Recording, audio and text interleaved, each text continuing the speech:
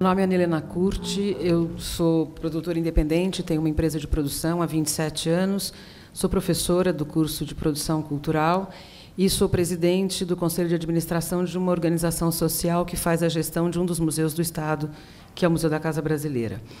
Eu não tenho tanto a falar, mas queria fazer alguns apontamentos. A primeira questão é que a gente vem falando de produtor cultural, e é com muita surpresa que eu falo que a profissão de produtor cultural não é regulamentada. Então, do que é que nós estamos falando de fato, seria importante que a gente também ganhasse terreno para outros lados. Então, quando alguém me pergunta qual é a sua profissão, e durante muitos anos, quando meu pai fazia o imposto de renda, ele falava, minha filha, 1 ano se passou, qual é a sua profissão? Eu falo, põe outros que está muito bom. Porque, de fato, aquilo que eu me julgo ser, que é produtora cultural, não há nenhuma regulamentação, e isto é muito mais uma expressão que nós adotamos do que necessariamente um nicho profissional. Então, eu queria um pouco fazer esse apontamento de que nós estamos falando de uma nomenclatura e de uma atividade profissional que, de fato, não existe do ponto de vista legal. Essa é a primeira questão. A segunda questão é uma questão ligada ao Procultura, que me preocupou, e é mais uma dúvida que eu tenho, porque, às vezes, a gente pensa que a legislação tem que refletir uma lógica do mercado também.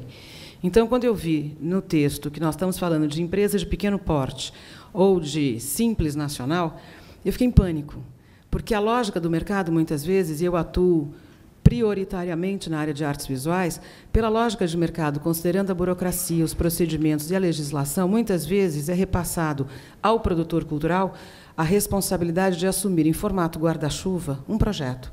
Então, ele acaba assumindo, inclusive, o ônus financeiro desse projeto, o que, do ponto de vista tributário, é um dinheiro que entrou na minha empresa, mas que, de fato, 2 ou 3% desse recurso é da minha empresa, são da minha empresa.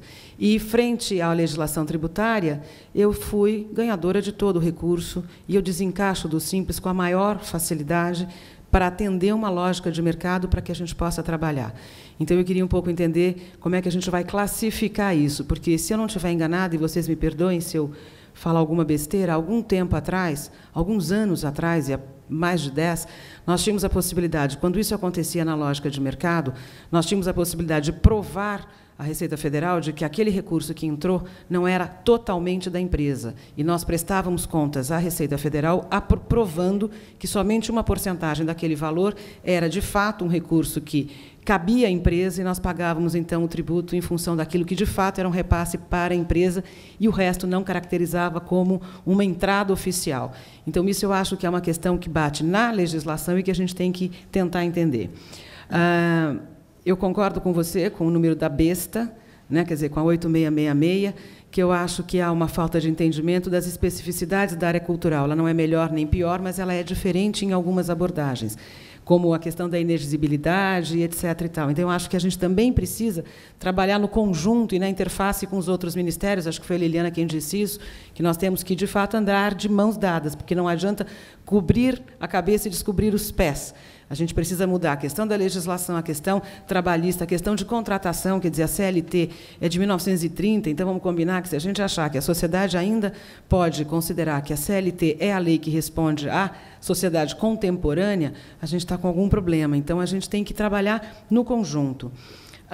Eu fico feliz e disse no intervalo para o Enildo, falei assim, sou sua fã número 1, vou depois pensar por que eu disse isso, não pensei o suficiente, mas o que eu acho é que, durante algum tempo, a gente achou que o Ministério da Cultura, e quando a gente olhava de fora, ele era um grande órgão gestor de uma lei, e ele não tinha mais nada além disso. Eu fico muito contente que anos se passaram e é um processo, e a gente tem que considerar isso como um processo, de fato, que hoje ele é um ser pensante, que consegue entender algumas das necessidades da sociedade civil, entende o seu papel. Concordo com o Clu que o Ministério da Cultura não é produtor, mas ele é um facilitador, e a gente tem que fazer, esta é a verdadeira parceria público-privada, um facilita, o outro realiza, e nós não somos mais oponentes, e sim proponentes, o que me deixa bastante contente também. Então, eu fico, quer dizer, achando que hoje essa legislação, essa proposta, o Procultura, talvez ele não seja 100% ideal, mas ele é um passo absolutamente fundamental e importante, e eu só gostaria que a gente tivesse também a possibilidade de uma discussão um pouco mais aprofundada da lógica de mercado, Porque, na hora da gente adotar determinados procedimentos que vêm pela lei, a gente tem uma dificuldade brutal, até porque falta ainda na área da cultura formalização, oficialização, capacitação.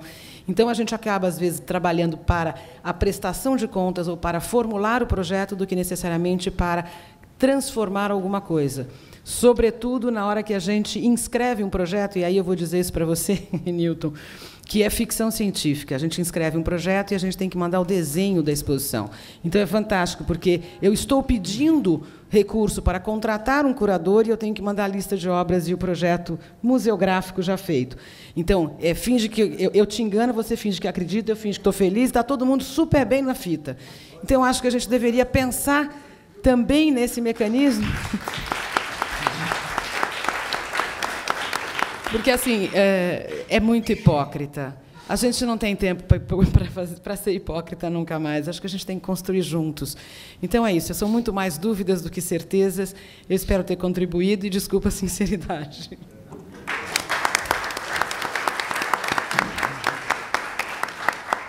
Deixa eu só fazer uma observação aqui que o Sidney pediu. Rapidinho. Não é só para deixar ela menos inquieta, porque já essa questão da contabilização dos recursos de lei de incentivo para efeito de tamanho de empresa ou de imposto de renda. Isso já tinha sido discutido, e o artigo 63 diz exatamente isso. Os recursos recebidos para execução de projeto cultural aprovado pelo MINC não serão computados com base no cálculo de imposto de renda, da contribuição social, da contribuição do Programa de Integração Social PIS, da contribuição do financiamento da Seguridade Social, desde que tenham sido efetivamente utilizados na execução do projeto.